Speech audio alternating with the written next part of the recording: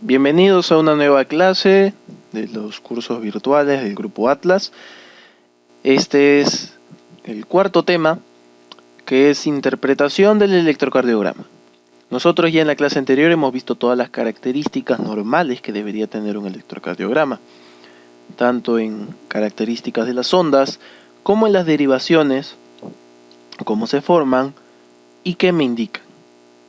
Pero yo tengo que tener una rutina de interpretación. Yo necesito saber en qué orden ir, porque cuando a ti te presenten las 12 derivaciones completas, tú vas a decir, ¿y ahora cómo hago? ¿Me voy a marear? No, necesito un orden. Y este es el orden. Un orden muy útil, muy usado, que es que primero voy a ver el ritmo. El ritmo puede ser regular o irregular. Si es irregular, obviamente está alterado el EKG, pero si es regular, tengo que pasar a mi frecuencia cardíaca. Para empezar, ¿qué características tiene que tener un ritmo regular?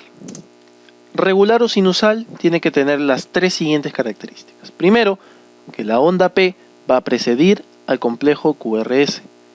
Segundo, que el intervalo RR, es decir, entre un complejo QRS y otro complejo QRS, las ondas R, la distancia entre estos sea regular. ¿Ya? O sea, si en una misma derivación entre un R y otro R hay 12 cuadraditos, en el siguiente R, en el siguiente RR también tienen que haber 12 cuadraditos o similar, 11, 13, pero no va a haber en uno 12 y en el otro 18, es completamente alterado, ¿ya? Y con una frecuencia cardíaca normal entre 60 y 100. Y la tercera característica va a ser que las ondas P van a ser positivas en D2, D3 ABF y negativas en ABR. ¿Recuerdan lo que habíamos conversado sobre las características de la onda P? Ya, esas características tienen que tener. Entonces, si cumple con los tres requisitos, diré que tengo un ritmo sinusal. Si tengo un ritmo sinusal, voy a ver mi frecuencia cardíaca. La frecuencia cardíaca puede ser normal, entre 60 y 100, o puede tener menos de 60, bradicardia, o más de 100, taquicardia. ¿Cómo voy a hallar la frecuencia cardíaca? Por este método. Tengo dos métodos para hallarlo. Uno, que es el más utilizado, que es el que nos enseñan, que es el que generalmente nos piden que apliquemos en el examen, es utilizando la distancia que hay entre un R y otro R y contar el número de cuadrados, ya sea el número de cuadrados pequeños o grandes. Si yo cojo el número de cuadrados pequeños, ¿cuánto habrá acá? 1, 2, 3, 4, 5, 6, 7, 8, 9, 10, 11, 12, 13, 14, hay 15 cuadrados pequeños. Entonces, ¿cómo voy a hacer? Voy a dividir 1500 entre el número de cuadrados pequeños. ¿Ya? ¿Cuántos cuadrados pequeños había acá? 15. Entonces 1500 entre 15, 100. Esa es mi frecuencia cardíaca, 100. No quiero coger los pequeños porque, bueno, me da flojera. Cojo los grandes entonces. Igual, entre un R y R que sea regular, cojo el número de cuadrados grandes. ¿Cuánto va a haber? Va a haber 1, 2, 3. 3 cuadrados grandes. Y esos cuadrados grandes voy a dividirlo. 300 entre el número de cuadrados grandes. Entonces puedo usar cualquiera de las dos. 1500 entre el número de cuadrados pequeños o 300 entre el número de cuadrados grandes. Igual, 300 entre 3, 100. De cualquiera de las dos maneras me va a salir la misma fórmula. Ahora, no quiero utilizar esto. Quiero ser práctico. Estoy en emergencia y necesito una frecuencia. No me importa que sea exacta, pero que sea aproximada.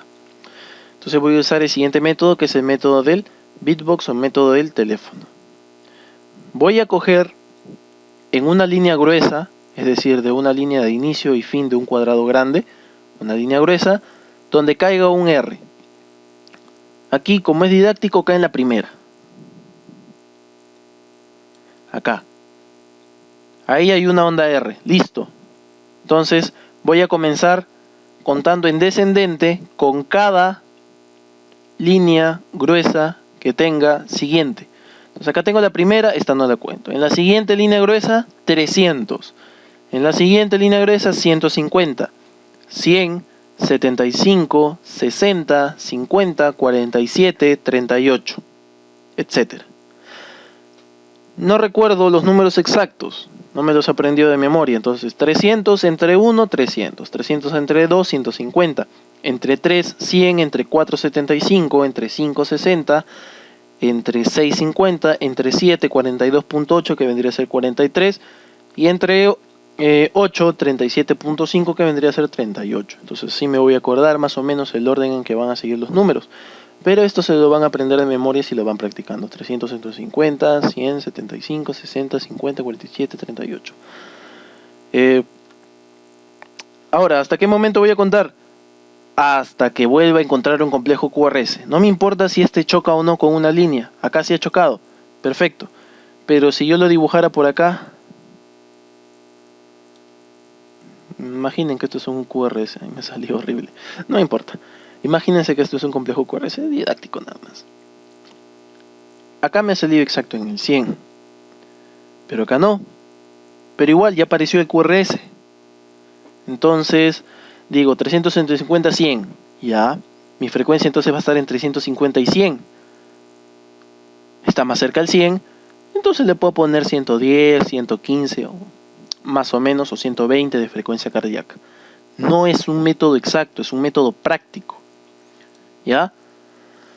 Ahora tú me dirás, pero bueno, 100 y es normal y 120 ya es taquicardia, pero una frecuencia basal de 100, un paciente en reposo, pues nunca va a ser normal. ¿Ya? Así que tampoco no se rijan tanto exactamente por eso. Y además esto es para aproximar la frecuencia cardíaca. Si la quieres sacar exacta y agarrártela de no, esto es exacto, tienes que usar este método. ¿Ok? Esto es simplemente aproximado en emergencia cuando el paciente no puedes perder ni siquiera un minuto en sacarle la frecuencia cardíaca porque se te va a descompensar. Entonces son cualquiera de los dos métodos, pero que me van a servir solamente cuando el RR sea regular. Si el RR es irregular, vamos a usar esta técnica, que me la copié de una diapositiva que me pasaron, por eso es que no es mía. Voy aclarando, porque tiene un pequeño error y ya vamos a ver cuál es. Dice, el cálculo de la frecuencia cardíaca, cuando la arritmia es irregular, es decir, los RR varían, por ejemplo, en la fibrilación auricular, ¿qué voy a hacer? Gracias a la habilidad que tienen de corregir cualquier problema que se le presente a las personas, han diseñado, aparte de las 12 derivaciones que yo normalmente veo, una última derivación que le llaman D2 largo. Es decir, normalmente cada derivación simplemente la toman por un intervalo de 2 a 3 segundos más o menos. Este D2 largo puede durar más, puede durar unos 10 segundos completos. Entonces yo vería la derivación D2 completa durante 10 segundos. ¿Ya? ¿Y para qué me va a servir eso? ¿Y por qué cogen D2? Bueno, cogen D2 porque es donde mejor se ve el complejo QRS. Por eso cogen D2. ¿Y por qué usan 10 segundos? Bueno, para poder utilizar este método. ¿Qué voy a hacer? En 6 segundos voy a contar los complejos QRS. ¿Y cómo voy a saber cuántos segundos hay? Bueno, ustedes recordarán que cada cuadrado pequeño tenía 0,04 segundos. 5 cuadrados pequeños, o sea un cuadrado grande, eran 0,20. Por lo tanto, 5 cuadrados grandes va a ser un segundo completo. Para 6 segundos tendré que usar 30 cuadrados grandes, no como dice acá pequeños, no, tengo que contar 30 cuadrados grandes. Esos serán 6 segundos completos. Y en esos 6 segundos tengo que contar cuántos complejos QRS hay. ¿Ya? Vamos a contarlos. A ver, acá hay a 3, 6, 9, 10, 11, 12, 13, 14, 15. Hay 15 complejos QRS. Entonces, ya he contado cuántos QRS hay en 15 segundos. ¿Ya? No me importa si estos son regulares o no, porque como ven, este dura más, este dura menos, este más grande, este más pequeño, estos son irregulares completamente. RR irregulares, pero como he cogido en 6 segundos el total de QRS que hay, ¿qué voy a hacer? Lo voy a multiplicar por 10.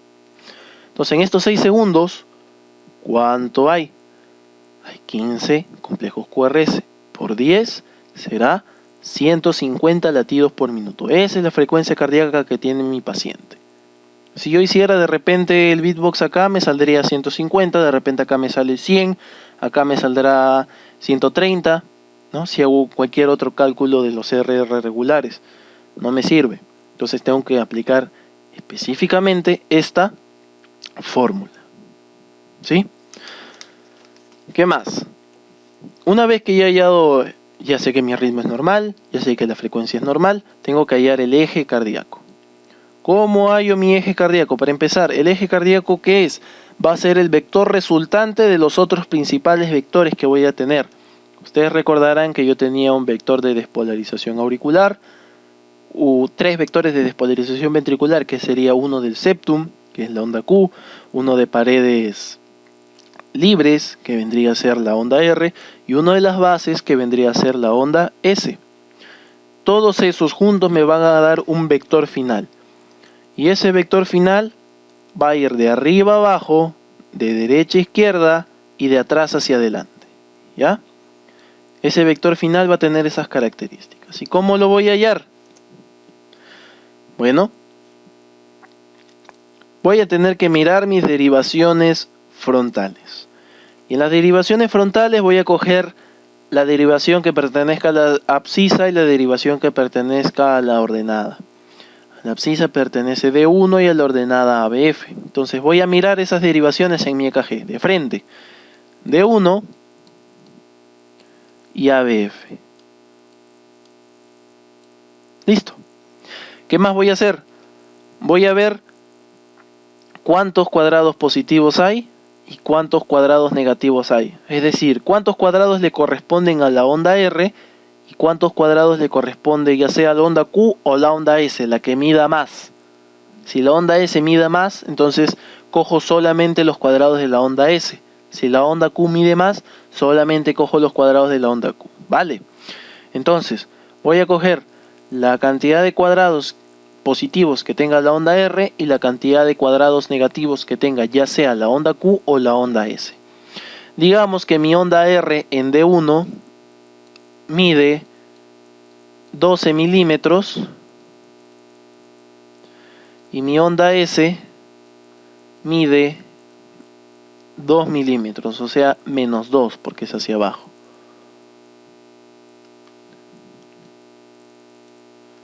Vale, qué feo. Este mouse no funciona. No importa. Sí, ese mouse por si acaso. Entonces, tengo 12 y menos 2. La suma resultante, más 12 menos 2, me va a dar más 10. Entonces voy a colocar en mi plano cartesiano. Ustedes recordarán, hacia arriba era todo negativo, hacia abajo era todo positivo. Y bueno, en derecha e izquierda sigue igual. Derecha positivo, izquierda negativo. Entonces dice más 10. Pero es en D1, D1 es esta línea horizontal. Entonces voy a contar, como es positivo, hacia lo positivo. 1, 2, 3, 4, 5, 6, 7, 8, 9, 10. Acá voy a poner mi punto. Acá voy a poner mi punto. Luego voy a coger el otro, el eje de las ordenadas, ABF. En ABF lo mismo voy a hacer, contar la diferencia entre R y S. Digamos que el R mida 10, obviamente 10 positivo porque es hacia arriba. Y que la S mida 3, pero negativo porque obviamente va hacia abajo. Mi resultante, ¿cuánto será? 7, pero 7 positivo. Entonces voy a contar. En el eje de las ordenadas, lo positivo era hacia abajo. Entonces cuento 1, 2, 3, 4, 5, 6, 7. Acá. Entonces los intersecto y trazo una línea. Entonces finalmente mi eje estaría en esta flecha sería mi eje. Ya agarro mi transportador y le saco el eje exacto, ¿no? Pero aproximadamente ¿cuánto sería? ¿Recuerdan cada cuántos grados se dibujaba? Cada 30, ¿no? Entonces este era 0, este era más 30, este era más 60, este era más 90. Entonces, más 30 está cerca de 30, puedo ponerle 32 más o menos de grados y por ahí se va a aproximar. ¿Cuántos grados debe tener mi eje normal? Estos de acá. De menos 30 hasta más 110, ¿ya? Esta imagen coge hasta más 90, pero si tú lo quieres ampliar un poco, puede ser hasta más 110 considerado normal. Entonces en este KG, si yo les digo, mi vector de eje cardíaco cae en ABL. Ustedes dirán, ¿eso es normal o no? Entonces vamos a ver. Si mi vector cayó en ABL, ¿dónde estaría? Estaría en esta línea negra. Obviamente, como cae en ABL, se dirige hacia ABL. ABL va en este sentido, entonces acá cae mi vector de despolarización. Entonces, ¿este vector es normal o no? ¿Cuántos grados tenía ABL? 0, menos 30. Menos 30, ah, muy bien. Cayó exacto, justo, entonces sí, este eje es normal. Pese a que no se parece en nada al que hemos dibujado acá, que es nuestro vector usual y común, este se parece más, sigue siendo un eje normal. ¿Ya? Si es menos de menos 30, o sea, menos 50, menos 60, menos 80, el eje estará desviado a la izquierda. ¿En qué casos puede aparecer esto? En hipertrofia ventricular izquierda. Si es más de 110, estará desviado hacia la derecha. Obviamente hipertrofia ventricular derecha. Otro ejemplo. Mi vector de despolarización cae exactamente en D3. O te pueden decir, mi vector de despolarización cae perpendicular a ABR. Mira qué bonita esa pregunta.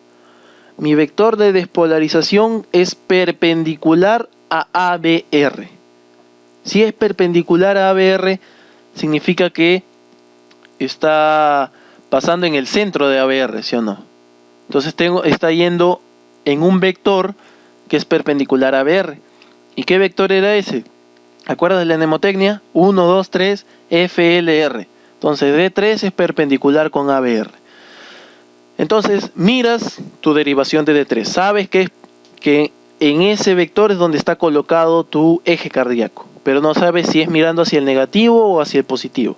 Ahí simplemente vas a hacer lo mismo que hemos hecho acá, contar la diferencia entre R y S, o sea, entre positivo y negativo. Si sale positivo, se irá hacia el vector. Si sale negativo, se alejará del vector. ¿Ya? Digamos que salga positivo. Entonces, ¿dónde estará? Estará acá.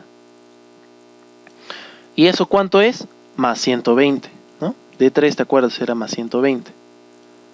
¿Y más 120 es normal? No. Significa que está desplazado a la derecha. ¿Ya? Eso puede ser un ejemplo. De esa manera te pueden decir perpendicular a. Te pueden decir, es perpendicular a D1. D1, ¿quién es perpendicular? ABF. Miras en ABF y esta vez ya no te sale positivo, sino te sale negativo. Negativo es hacia arriba. Entonces, menos 90 será tu eje cardíaco. Y eso es anormal también, desviado a la izquierda. Si me sale en este cuadrante entre menos 90 y más 180, no sabré si está desplazado a la derecha o izquierda, si estará indeterminado. Es un cuadrante indeterminado.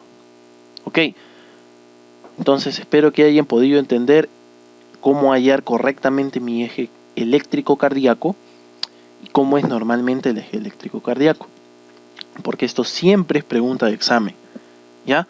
Cómo hallar la frecuencia y cómo hallar el eje siempre es pregunta de examen, por eso hemos dejado esos dos puntos única y exclusivamente para esta clase. Entonces ya he visto mi ritmo sinusal, muy bien, es regular. Mi frecuencia cardíaca, muy bien, está entre 60 y 100. Tengo que ver las características de las ondas y de los intervalos. El intervalo PR, como dijimos, tenía que estar entre 0,12 y 0,20, o sea, 120 y 200 milisegundos. Muy bien. Si fuera más, bloqueo. Si fuera menos, síndrome de preexcitación. ¿Cada onda P le sigue el complejo QRS? Sí. Si no, también puede ser índice de algún bloqueo, de primero o segundo grado, tipo Movitz 1, por ejemplo. Tengo que ver la anchura, el voltaje de mi QRS. ¿Por qué? Recordamos que el QRS no debe ser mayor de 15 milímetros en las frontales ni mayor de 25 en las precordiales y tiene que tener una duración menor a 100 milisegundos. Si cumple con esas características, el complejo QRS es normal. Si no cumple con esas características, por ejemplo, con respecto a anchura, puede ser un bloqueo de rama. No tiene un QRS ancho. Trastornos hidroelectrolíticos, por ejemplo, como la hipercalemia. En cuanto a voltaje, hipertrofia ventricular. Dan grandes ondas R, las izquierdas, dan grandes ondas R en lo que respecta a derivación B5, B6 y profundas ondas S en B1, B2. Eso me va a servir para mi índice de Sokolov. Por ejemplo, nada más. ¿Qué más? Y mi eje cardíaco. Obviamente, como en el eje uso el complejo QRS, ya como en el eje uso el complejo QRS, está dentro del mismo cuadro, pero generalmente la mayoría de personas primero hay ritmo, frecuencia y eje, en ese orden, los tres primeros. Si te sale todo bien, entonces comienzas a estudiar onda por onda. Si me sale todo bien, un check, todo bien, miro mi ST y mi onda T. O sea, me voy desde la onda P hasta la onda T, finalmente todo. ¿Ya? Y si todo eso está bien, pues el intervalo QT me va a salir bien por defecto, entonces no voy a tener que hacer mucha laraca con eso, pero si me sale alterado, ahí sí ya tengo que complementar con otros estudios, dependiendo de la sintomatología y el caso del paciente. Y esta es mi rutina clásica de interpretación del electrocardiograma. Como ven, esta clase fue muy corta, fue una clase sencilla, y fue una clase de las cuales siempre van a venir preguntas, sobre todo cómo hallar frecuencia cardíaca y cómo hallar eje cardíaco. Posiblemente, una vez que acabemos ya con todas las clases virtuales, yo voy a tratar de hacer un complemento extra que sería un taller de electrocardiograma normal, para que vean que todo lo que hemos conversado sobre electrocardiograma es verdad, tanto en cuanto a las características de las ondas, como a prácticas sobre cómo hallar eje y frecuencia cardíaca. ¿Listo? Entonces, eso sería todo por el día de hoy, por esta clase. Y ya seguiríamos continuando con las clases que faltan. Nos falta ver unas 3 clases aproximadamente para terminar con cardiofisiología. Y bueno, eso sería todo. Como siempre, cualquier duda, cualquier inquietud, cualquier crítica también, porque estamos siempre abiertos a críticas constructivas para mejorar para ustedes, escríbanos al Facebook del Grupo Atlas, o a mi inbox de Sebastián Cebrián Guerrero, me buscan por Facebook, y siempre estaremos a su disposición. Gracias y nos vemos en la siguiente clase.